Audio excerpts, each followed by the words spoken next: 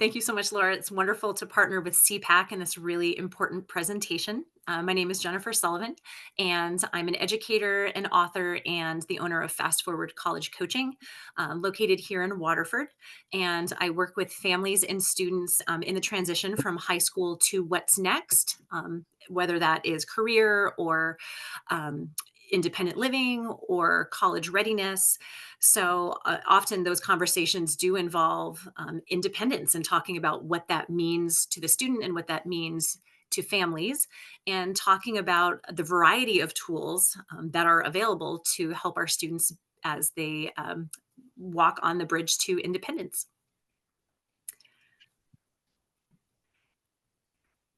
And I'm joined by Lois at Eldridge.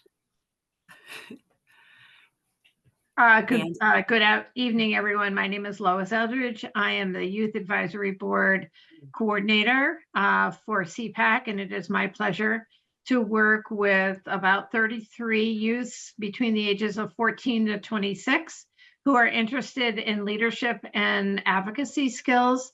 Sofia is one of my Youth Advisory Board members, and we always look for opportunity to share their lived experiences. And this topic is 100% up Sofia's alley. She is a student with the 504, and she uses assistive technology. And in this presentation, you will see her experience, her lived experience.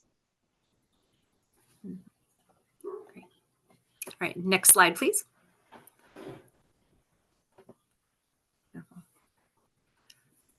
So to begin the presentation, we'd like to help us all to kind of share a perspective of the importance of technology for so many young adults with disabilities.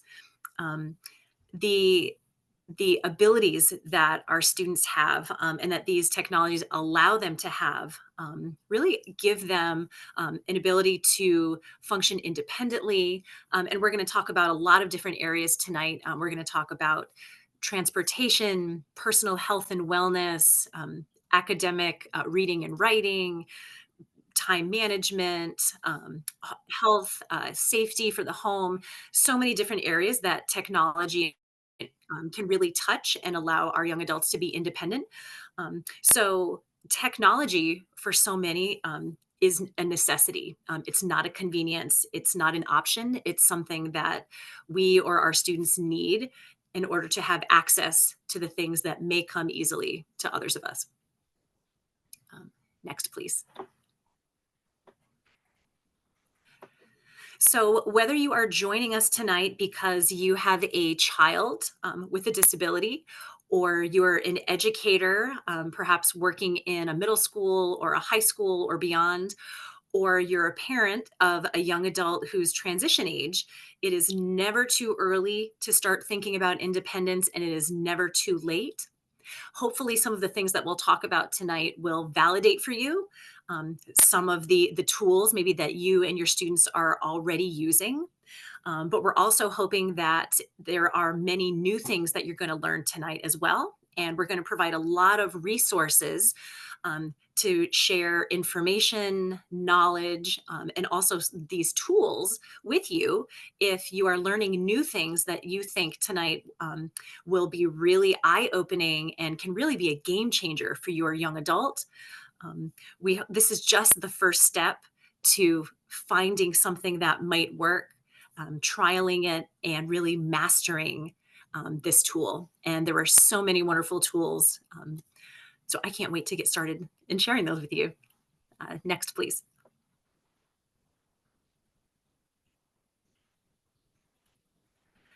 So as we talk tonight, primarily the tools that we're going to be discussing are in the mid-tech to high-tech range of technology. However, it's really important to know that when we talk about the words assistive technology, that there is a spectrum of technology from tools and devices that use no technology or no electronic technology at all the way up to those that do have a cost. So when we talk about low tech or no tech technology, we're really referencing things that are probably being used in your home right now. They're probably being used in classrooms.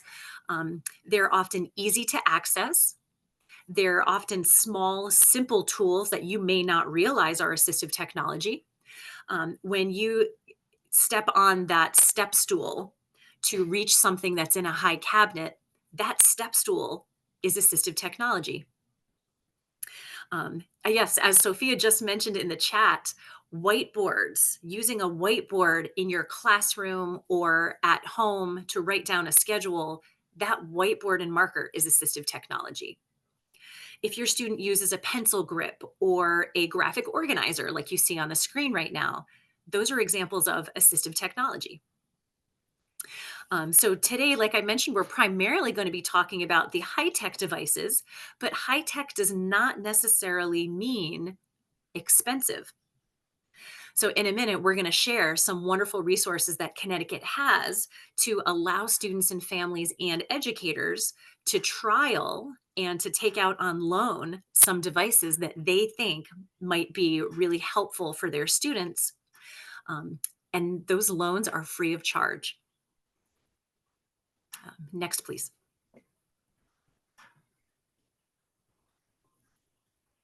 So on these next few slides, we're sharing some examples of tools and resources that are available on the Connecticut Department of Education website for families and educators.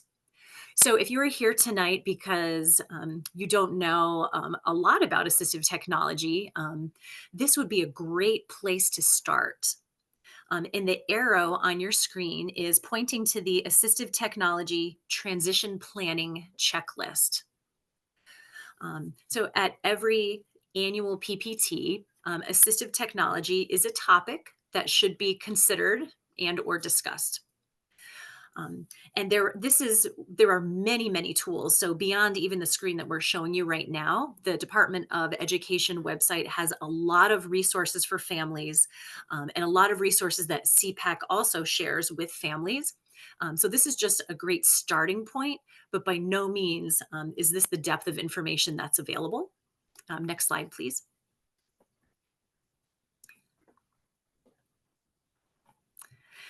And although you may not be able to see closely all of the writing on these slides, this is an example of that assistive technology transition planning checklist that had the arrow on the previous slide. So these are all of the different areas that assistive technology could be considered for your students. So you'll see that there's a category for daily living skills, a category for transportation, for mobility, for communication and literacy. So we're going to try and touch on many of these areas today in the presentation. And while we're certainly talking about transition to independence, as we're going to see and we're going to hear in Sofia's story, assistive technology is incredibly important for young adults and children starting at a very early age.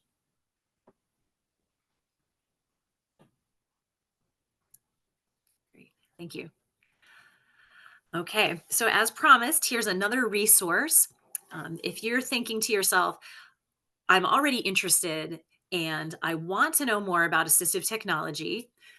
Jen mentioned trialing and borrowing a device for free. I want to know more about that. So this is a great place to start. The Connecticut Tech Act. This website here has a variety of resources for families. Next slide, please. And this is a screenshot of just one of their services. And this service is the Assistive Technology Device Loan Program. There are locations throughout the state where families and educators and students can trial devices, can check them out, can borrow them for a set period of time at no charge, and then return these devices. As we're going to talk about today, assistive technology really needs to be connected and in a best fit way to a student. So if you have a student that uses the LiveScribe pen because the student has dyslexia, that might work for one student with dyslexia. Another student might need to try a different device or a different technology. So the trial phase is incredibly important, and you can gather a lot of data and a lot of information by trialing devices. And so this is a great cost-effective way that the state of Connecticut has to provide us, to provide families with the opportunity to trial and to borrow different devices. And I've used, one of these locations as well to borrow some devices for my own family and for my own daughter. And it was really helpful, and it created a lot of hope in me that I could try something to see if it would work for her without kind of bearing the burden, of a cost. And we were able to try it out at home. We were able to try it out, in the classroom at school. So I highly recommend, again, if at the end of this presentation, if you're excited by the technology we're talking about, definitely come back to this website, the Connecticut Tech Act, and kind of browse around because there's a lot of great information here. Um, can I pause for just a moment before we hear Sophia's story? Laura or Lois, is there anything else that you'd like to add or that families should know about assistive technology, um, communicating with schools, or how often they should ask about it? Or did I pretty much cover the basics? I think if families, for me, I'd like to hear what Laura has to say. For me, if families are aware of the checklist that schools use to determine assistive technology, I think that'll be very helpful. Oftentimes, and I've heard it more than once, that schools sometimes tend to think that assistive technology is only to support speech or writing, but the reality is that it certainly is a much broader net to support activities of daily living. Yes, absolutely. And just thinking about gaining that independence, how that technology is used to express self-determination, and going forward, what technology will they need in the community, in college, smart homes, gaining that independence, and really getting that IEP into the IEP, not just for like speech and things of that nature, and in the accommodations page, in the language access page if needed, um, and just reassessing it every year. It should be included in the transition assessments, the yearly transition assessments. And if you think you need it, ask for it. It's better to ask than not receive it. So. Wonderful. Great advice. Great advice. All right. We're very excited to, as Lois mentioned, to have a student leader and a student advocate with us tonight, Sofia Champlin, who has thought about this topic, who has lived this topic, and has shared some of her thoughts and her story with us in the following slides. Next, please. I have been using assistive technology since I see me. Okay. Since I was an infant using GoTalk. I got an iPad, downloaded Proloquo 2 Go. Did I say that right? Not long after I used the GoTalk. I also used the iPod with a portable speaker. In third grade, I got an iPhone S. Since I knew how to spell, it felt babyish to use the Proloquo 2 Go. I used Proloquo for text, the Notes app, and texting later on. I kept using the iPhone blended with the voice on Google Translate. I type in French and it voices for me for French class, and a sign language interpreter.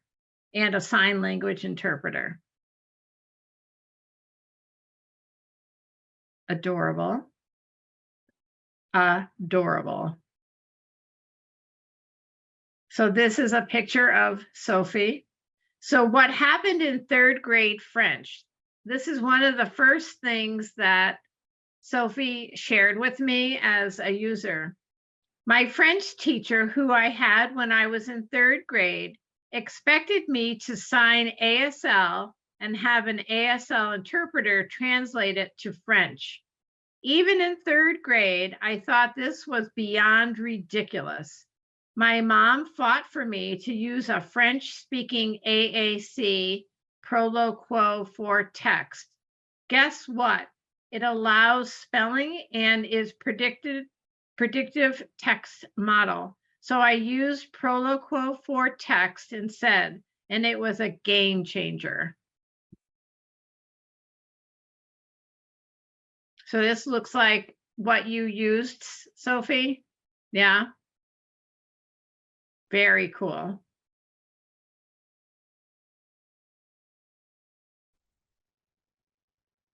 Thank you, Sophie.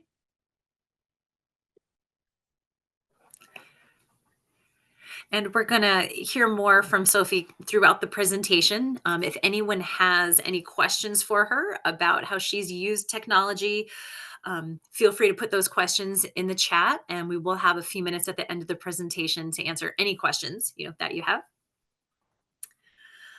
All right, so our very first area we're going to talk about independence is transportation. Next, please. And Lois, can I put you on the spot and ask you to share a little bit about transportation apps and if you're comfortable, how they've been helpful in your experience? Certainly. So I have a daughter who is a high school graduate, and she has disabilities that does not allow her to be a driver. So she is a non-driver, which many individuals for many different reasons are non-drivers.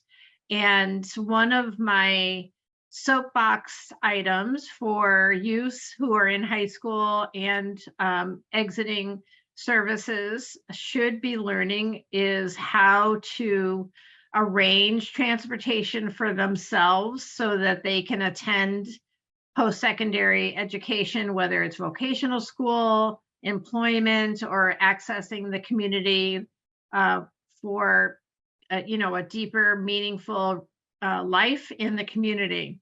Some of the technology apps that my daughter has used is Lyft and Uber.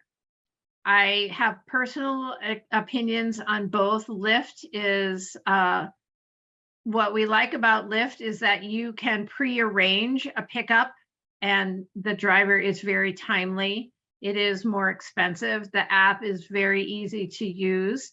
You attach a credit card to it. Uber, you can pre-arrange a ride, but typically it's to the airport. If it's going to be like going back and forth to work on a regular schedule, you have to call 45 minutes, you have to do the app about 45 minutes ahead for a lesser amount.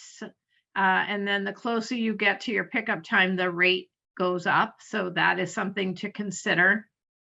Also, there is a transportation mobility app that is on your phone.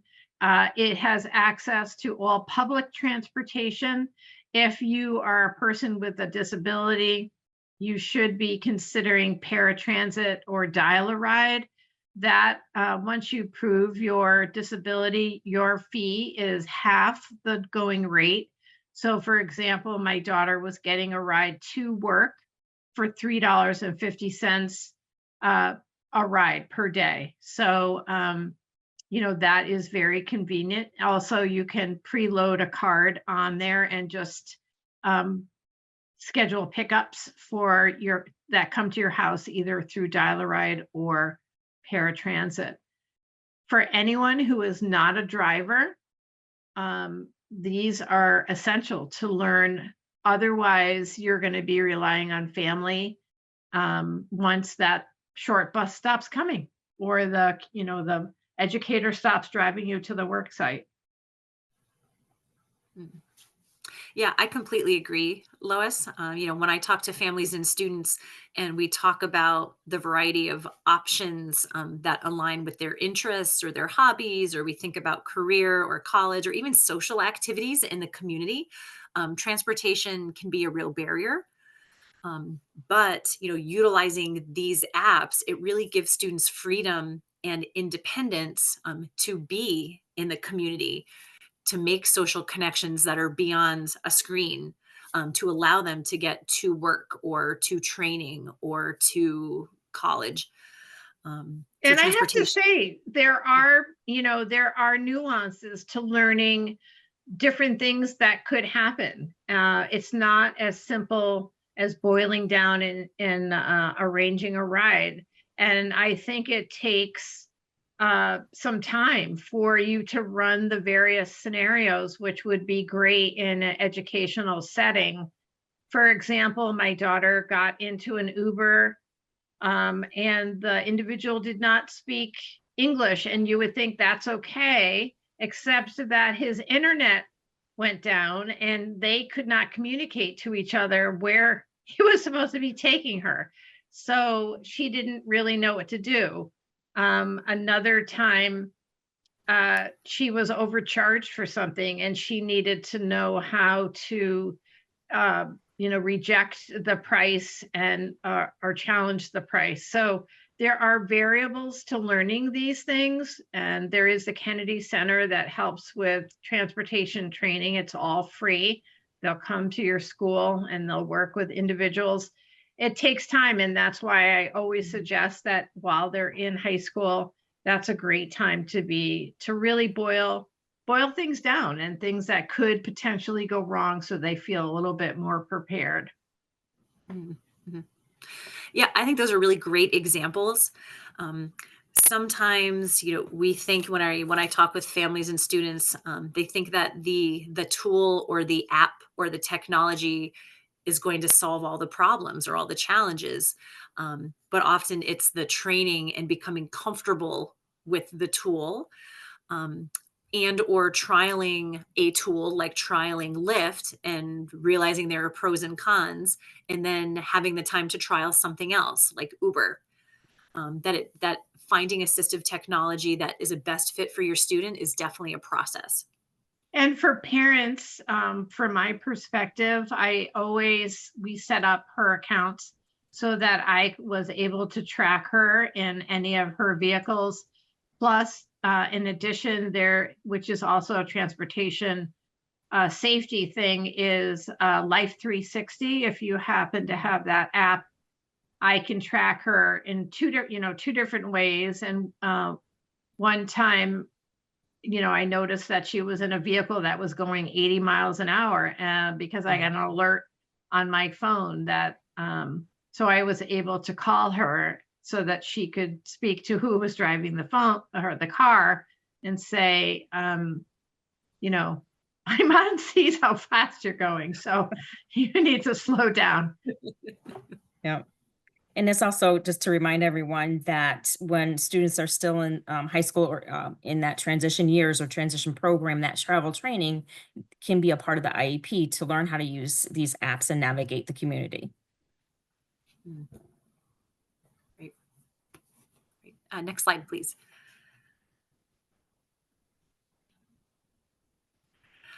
This is a favorite of young adults.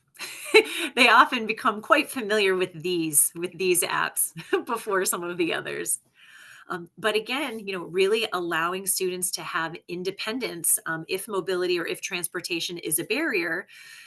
This is a form of technology that allows students to have food delivered to them in their apartment, in their dorm room, at work if they forgot lunch, at home. The grocery shopping apps on the bottom. Again, I could speak very highly about one of them. It's very convenient. and does involve a little bit of planning as well to be cost effective. So this could be great for working on those time management, those executive functioning skills, as well as nutrition. Looking at the food that I need to put into my recipe, looking at which is a better value, what is the price, staying within a budget. So there are a lot of daily living skills that can be incorporated into using these apps.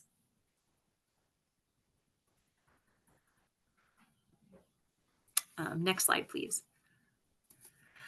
Okay, so now we're going to talk about some technology programs for students who are thinking about going to college, for students who might need support in reading an employment or a job application, and also to help managing their time, even if they're living at home, if they're getting ready to live independently, or for college or the workplace. Next slide, please.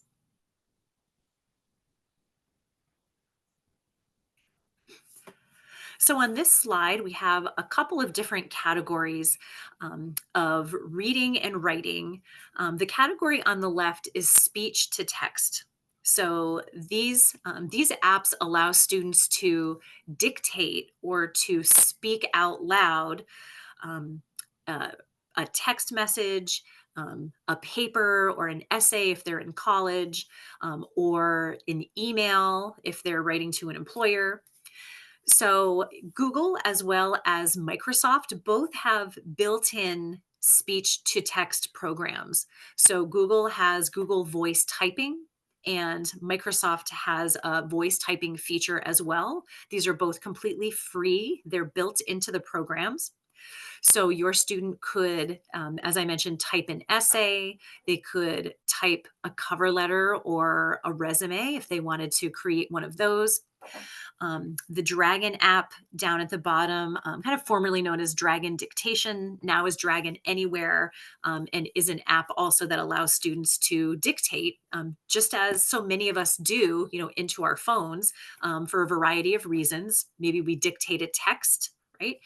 But a lot of students are using these functions to type things that are lengthier, or for students that might have mobility issues, and being able to speak also eliminates some of the spelling worries for students that have challenges with spelling. And the apps on the right, these are text to speech. So these will take the written word and will then read that written word out loud. So Kurzweil down at the bottom, they have been around for a really long time. The Claro Reader and Snap and Read, both of these are apps that could be put on your browser, on your Google Chrome browser on your laptop. You could also include them on your iPad or your iPhone. And one of the great things about them is they allow you to take a picture of PDF documents, and then we'll read those PDF documents out loud. So for students who are thinking about, again, going to college, yes, a lot of textbooks are electronic now, and they do have an audio feature, so the textbook can be narrated or read aloud to students.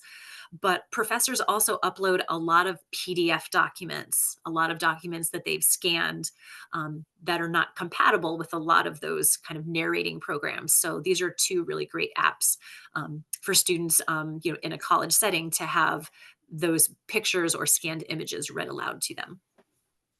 We also have individuals that are either non-readers or visually impaired, and they use apps like this to read boxes at the grocery store for content and nutritional information and packaging to make it easier, or other items that they need to just read in the moment. Mm. There's so many functions, so many purposes for a lot of this technology. Yeah. Next, please.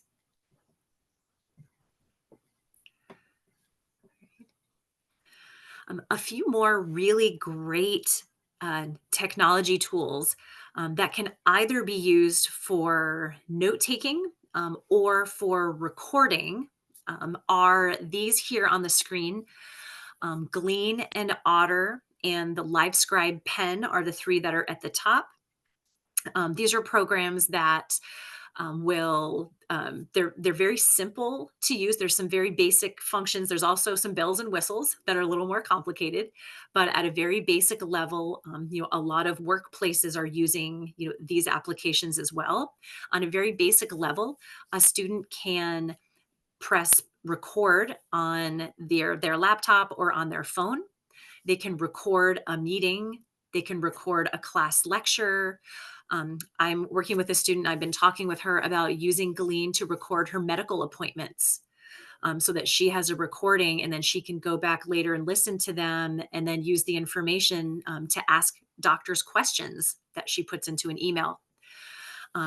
So they not only have a way to record, but then you can also transcribe the recording. So you can turn the audio file into words, which is really helpful for students that might, in a classroom setting, that might have slower processing, for students that might have difficulty typing while they're listening, for students that might be distracted or might have anxiety, that might have, other reasons that would affect their ability to, honestly, to sit and, to listen to an hour and a half or maybe 2-hour lecture. And then down at the bottom, Rocketbook is sort of similar to an iPad in that it allows students to write on it. You can send what you have written, you can email it to yourself or save that file, but then you can erase. And so it deletes and erases what you've written on the board, and you can start and write over again on Rocketbook. And then the 3 note-taking apps, Notability, Microsoft OneNote, and GoodNotes, are, again, primarily used in an academic setting, but there are some slight differences. And if you're interested at all, in kind of these applications on this slide, there's a flyer, and we'll talk about this at the very end of the presentation. Tomorrow night, as a matter of fact, at 6 p.m., there's a free webinar just around technology. This is a really popular topic around using these particular note-taking and recording tools, and learning a little bit about all of those. I have a fun fact for the Otter. So many of the Youth Advisory Board members take their notes through the Otter. So we have scheduled meetings, and 3 or 4 of the Otter pilots would show up at the meeting before the individuals. And so I know that the meeting criteria is well covered and that they have the meeting notes they need, because we assign tasks and next steps. So I'm quite certain they know what they need to do next based on the note taker.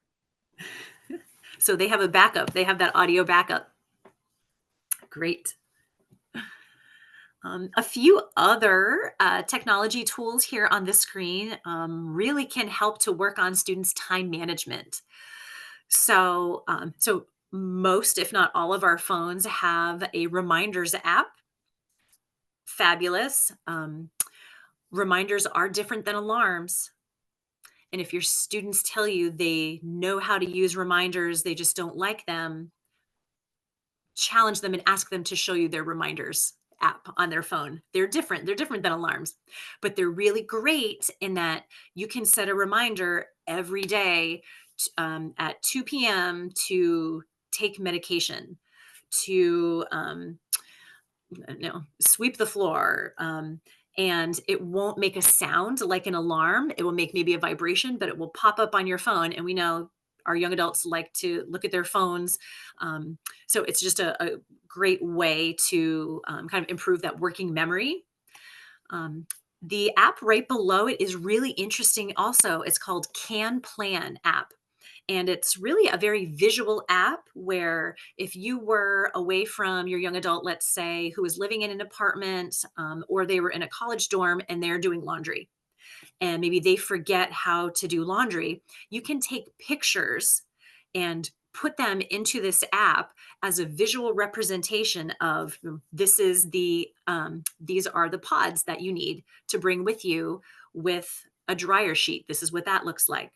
With your laundry, this is what the laundry machine, the washer looks like. Here are the buttons that you push. And it's all very visual. You could also use the app and create a visual plan for, let's say, making coffee. Let's say your young adult likes to make coffee. They haven't had a lot of practice using the coffee maker. You can take pictures of each step and store those in this app. It's great. Time management, Google Calendar. Every phone should have a calendar that comes with it, whether it's a Google Calendar, Microsoft Outlook calendar, or the Apple iPhone calendar.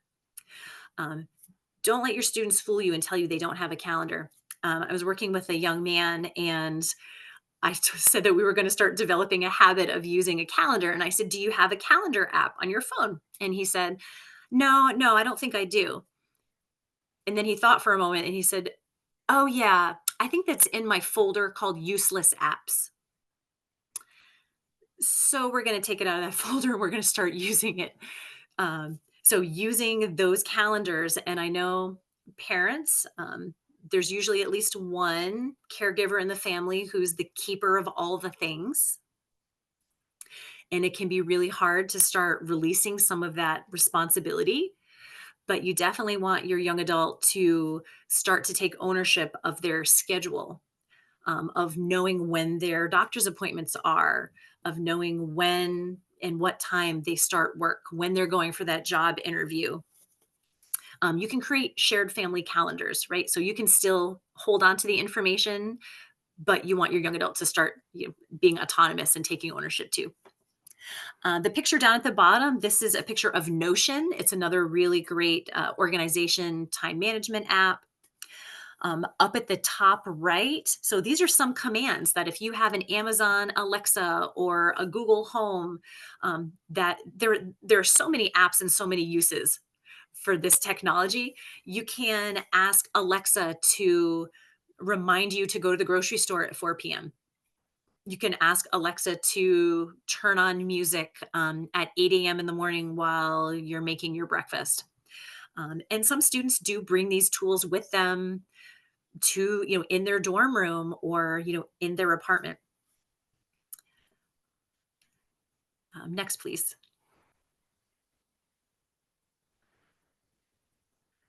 All right. So now we're going to talk about communication. Next, please.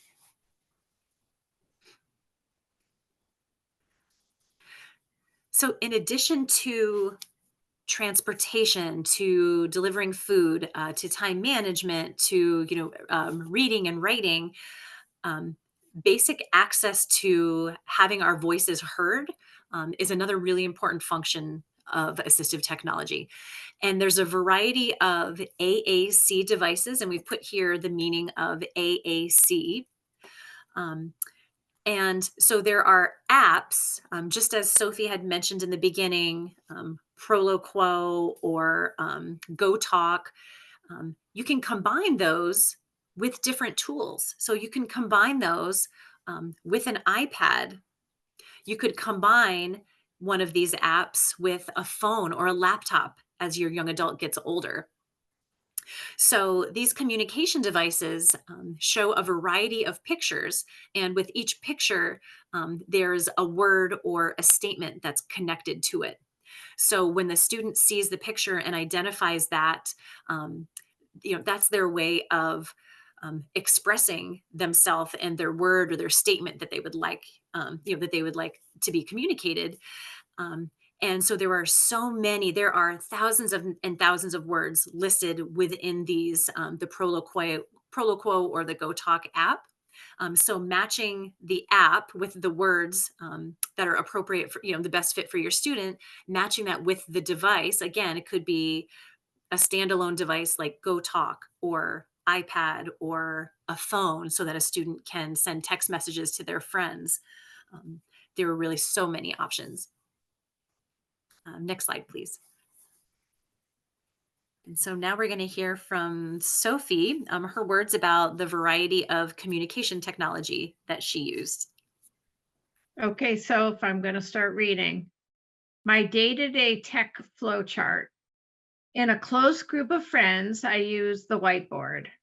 Pro, access right away, privacy. Con, easy for someone to misuse. If else in French class, I use Google Translate typing in French. In any other high school class, I either use my sign language interpreter, if available, texting, the Notes app, or Proloquo for text.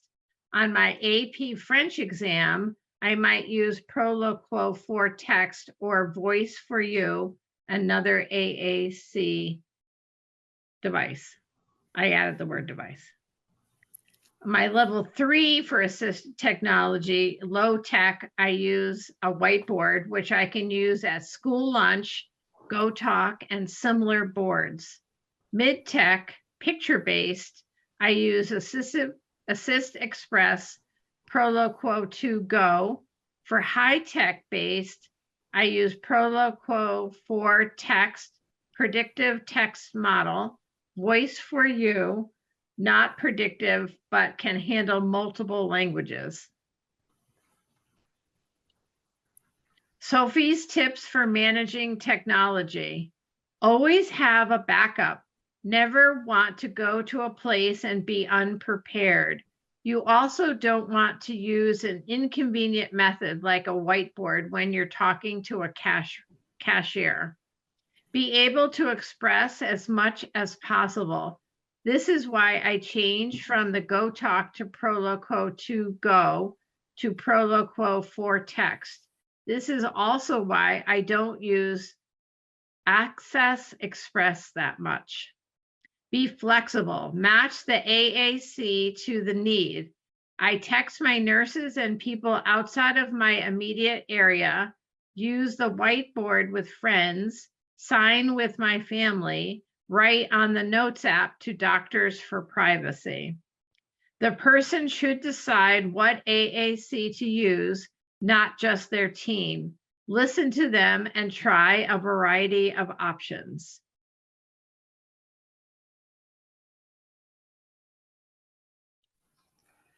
Wow. Thank you, Sophie. That was such great advice. Okay, so we're going to talk about a couple financial management apps next. Next, please.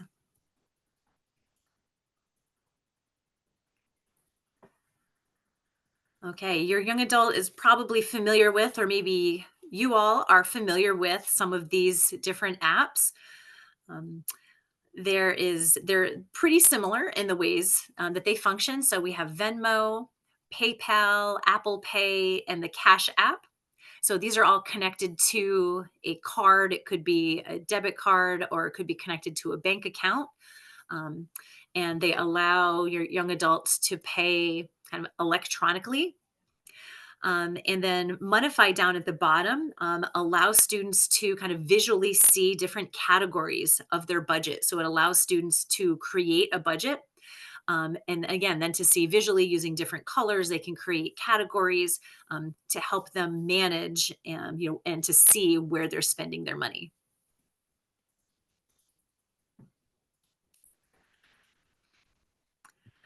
All right. And there's quite a few different personal wellness and health apps as well. So we have the Apple Watch and Fitbits, right? They provide so much information. They provide us access to not only maybe making phone calls, but access to sending emails, text messages, but also providing health information like the number of steps that we're taking or when we need to get up and move around, whatever that looks like for us. Um, I don't even know the latest data that they can provide. I think how much sleep you're getting each night, the quality of your sleep, maybe your heartbeat, your blood pressure, a whole bunch of things I don't want to know about myself. But really great information. Also, Siri definitely, is a great technology tool for this as well. And I think I just turned my Siri on my phone. And the app down at the bottom, My Plate, this is a really interesting one too. So students can input into this app things that they have eaten during the day, and it again represents visually different categories. So your students can monitor and kind of be in charge of, wow, did I have dairy today? How many calories am I eating? How many pieces of pizza have I had this week? Um, And again, really allowing your student to be independent and monitoring some of these areas. So it's not necessarily mom or grandma or auntie or dad who's saying, how much did you eat today? Did you go for a walk today? But your students are starting to be independent and using technology, for those purposes. Next slide, please. All right, and I believe this is our last category for the presentation, but it's a big one. So there are so many types of technology devices in the home that can really help students live independently. Next slide, please. Right. And kind of just a reminder, again, shaping that perspective, technology at home allows everyday tasks like answering the door, turning up or down your heat, raising your blinds and your windows, or even opening a cabinet or opening a door. It allows those everyday tasks to be accessible for everyone. So we're going to talk about some of those now. Next, please. Okay, so on this slide, we have some pictures that can assist with medication management. So on the left, there are pill bottles that allow you to put medication inside these specific bottles with a bottle cap. And on the bottle cap on the top, it mentions the time that that bottle cap was last opened. A little bit more advanced, if you will, a little more high tech. Would be the two devices in the middle of the screen. Specifically, I'll talk for a second about the Hero. That is with the orange picture. This is a device that allows families to kind of rent, this device for a small fee each month.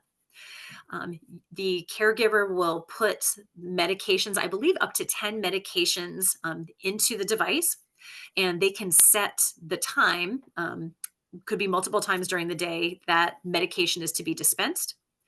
The individual not only has this device, it's about the size of around a coffee maker, often could kind of sit, on a kitchen counter. And so the individual can also download an app to their phone, to their iPad, and then the caregiver also can download this app. So an alarm sounds at the predetermined time. The individual, takes the cup, takes the small amount of medication. And if they don't do that within about 15 minutes, an alarm will sound just to remind them that it's time to take medication.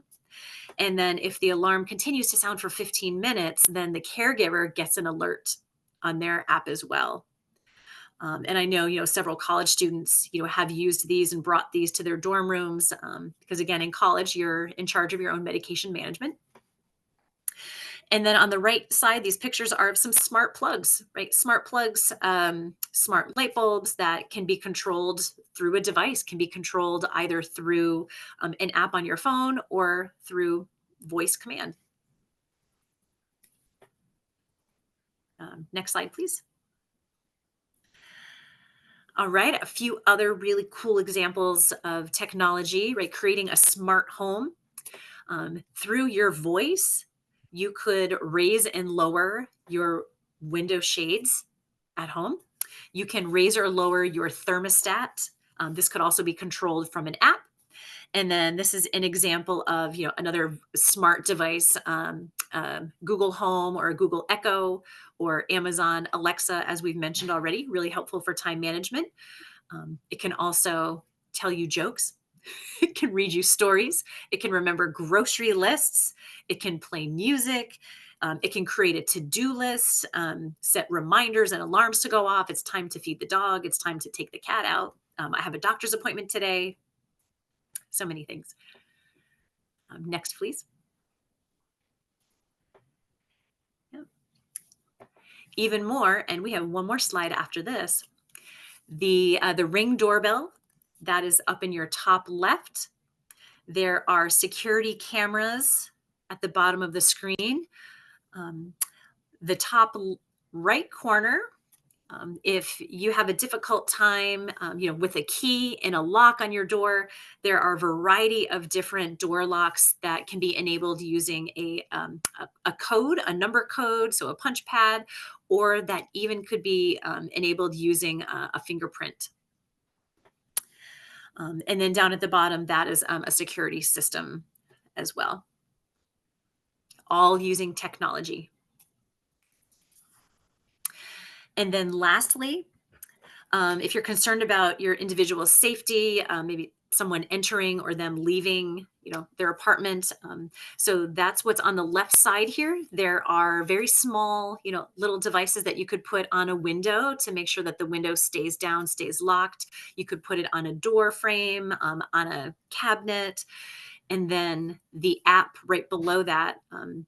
Is a way that the caregiver or the individual can kind of control and keep an eye on, monitor really all of the different smart technology that's in the home. So I think that's a really important point to mention too, is that when we're talking about high-tech technology, it's usually connected to a phone or a device through a wireless signal. So having internet access would be a necessity to use some of these smart devices.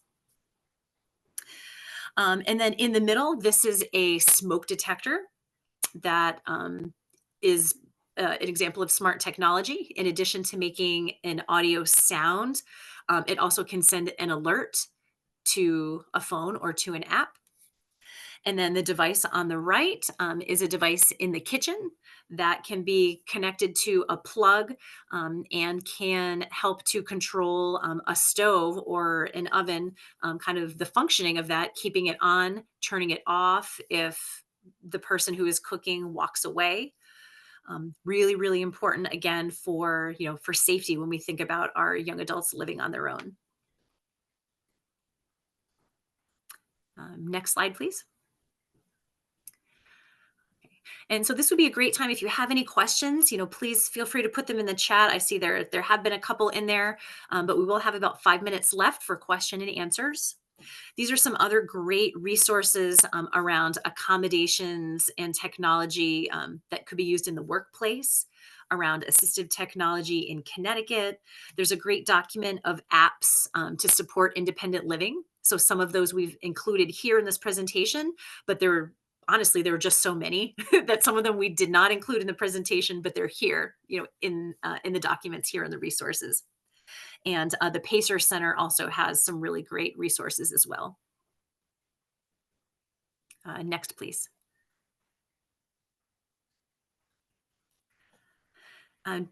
Just another reminder, if you are interested at all in note-taking and recording technology, that there's a presentation tomorrow. So that could be a next step for you to gain some more information and resources. The website there, Fast Forward College Coaching, will have this flyer, and then registration will be there as well. Next slide, please. And we hope that you learned a lot from tonight's presentation. And if you have any questions at all, please feel free to reach out to myself, to Lois, or to Sofia using the email addresses on the screen. There are so many options, and no one needs to know it all, needs to know everything about assistive technology. But there are people who can help point you in the right direction, who can talk to you and your young adult about what might be a good fit, what might be a good next step. Again, there are those lending libraries throughout Connecticut where you can trial and you can borrow some of the devices that we've mentioned tonight. And CPAC and myself, are great resources. If you have any questions, feel free to contact us.